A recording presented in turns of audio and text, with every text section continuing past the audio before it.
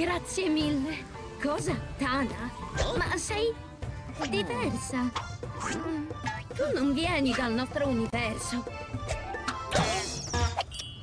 È un piacere rivedervi, ragazzi. Tawna Bandicoot rappresenta facilmente una delle principali protagoniste di Crash Bandicoot 4 It's About Time, facendo la sua prima apparizione nella serie principale dal primo Crash Bandicoot, dove era soltanto una damigella in pericolo da salvare, ed in Crash Boom Bang, dove era uno dei personaggi giocabili. In Crash 4, invece, appare una versione di se stessa proveniente da un universo alternativo, il che ha permesso agli sviluppatori di rinnovare il suo personaggio senza bisogno di dare una spiegazione per la sua nuova personalità.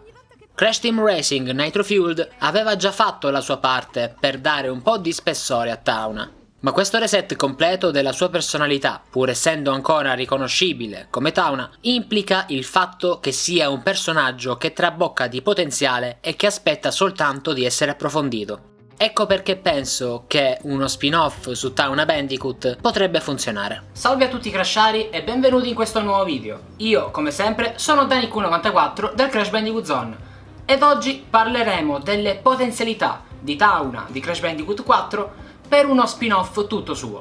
Ovviamente, se non l'avete ancora fatto, iscrivetevi al canale e spuntate la campanellina. Se invece l'avete fatto, ignoratemi pure e continuate con il video. Crash 4 permette di giocare nei panni di Crash o di Coco nei livelli principali, avendo entrambi un moveset identico, il che significa che basta scegliere il proprio Bandicoot preferito. Nella storia, Coco funge quasi da narratrice, dato che Crash non parla, e porta un senso dell'umorismo più asciutto e intelligente, oltre a mantenere il tutto più strutturato. Crash, nel frattempo, porta la comicità stravagante ed il linguaggio esagerato del corpo, lo slapstick, marchio di fabbrica della serie fin dal suo inizio. Si tratta di un grande equilibrio, e l'aggiunta di nuovi personaggi nel mix è molto difficile, e questo spiega la difficoltà di aggiungere nuovi personaggi giocabili in Crash 4. Tawna in questo senso è un successo, essendo uno dei personaggi più coinvolgenti del gioco, con una storia da raccontare e alcune grandi novità che rendono il suo gameplay fresco. Le nuove maschere al contempo non sono tutte perfette, aggiungono abbastanza varietà al gameplay da giustificare la loro presenza, ma nessuna di loro ha il peso di Aku Aku o Duka Uka, che comunque in questo gioco sono pressoché inesistenti purtroppo, e sembrano quasi come una specie di idea dell'ultimo momento rispetto alla trama generale, anche se la raccolta delle maschere è l'obiettivo del gioco effettivamente. Cortex è sempre fantastico, anche se i suoi livelli sembrano un po' fiacchi di ritmo rispetto a quelli di Crash, Coco e Tawna. Dingodile, e già molti di voi lo sapranno, per me è il migliore. I suoi livelli sono diversi dagli altri in tanti sensi positivi, ci sono un sacco di casse da aspirare, ma purtroppo non è per niente coinvolto nella storia. È lì solo perché è un personaggio popolare, quindi è deludente vedere l'opportunità di giocare nei suoi panni andare un po' sprecata. Tawna però non è sprecata, ha la possibilità di dare calci in faccia ai nemici piuttosto che rodeare, come faceva Coco in l'ira di Cortex, e ha un rampino che le dà una maggiore distanza in combattimento, così come il potenziale per attraversare spazi vuoti, proprio come Nina in Crash to Insanity, o raggiungere casse che sarebbero altrimenti inaccessibili.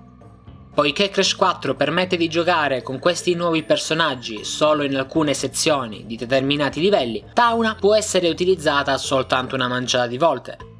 Quindi, nonostante abbia una gamma di azioni che rivaleggiano con quelle di Crash e di Coco, non abbiamo la possibilità di affrontare un intero livello di gioco con lei, oltre quello iniziale.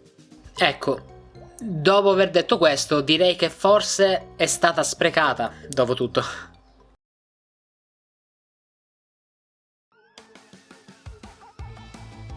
Abbiamo visto quindi di base come il gameplay di Tawna possa funzionare. Ha anche una certa storia di fondo, che non è da sottovalutare. Magari uno spin-off prequel su tutta quanta la sua storia può andare bene?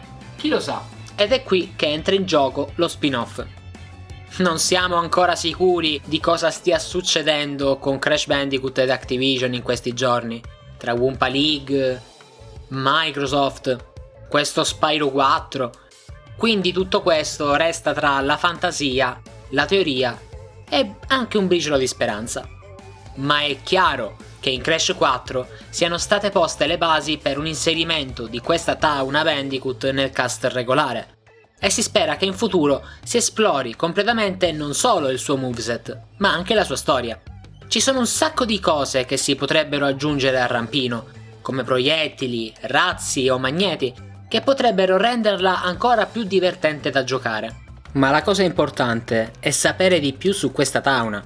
È chiaro, Crash e Coco sono morti nella sua linea temporale, il che probabilmente l'ha portata a trasformarsi in un'eroina dura e pura che si preoccupa solo di se stessa, e questa storia merita più di una gag buttata lì e qualche linea di dialogo.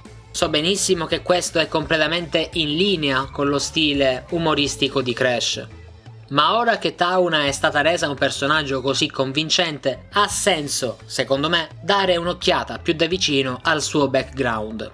Magari non avrebbe nemmeno bisogno di essere da sola. Abbiamo visto come Crash Team Racing Nitro Fueled abbia riportato alla luce personaggi altrimenti sconosciuti o dimenticati, e Tauna, almeno la versione classica di Tauna, è uno di questi personaggi. La Bandicoot infatti torna con le 4 ragazze trofeo, le famose Trophy Girls dell'originale Crash Team Racing, totalmente riscritte dai loro ruoli monodimensionali, diventando ad oggi dei personaggi molto amati dalla fanbase e dagli artisti che fanno tributi alla serie. Basti vedere Twitter e altri vari social. Amy, Megumi, Isabella e Liz sarebbero le benvenute per uno spin-off di Tauna.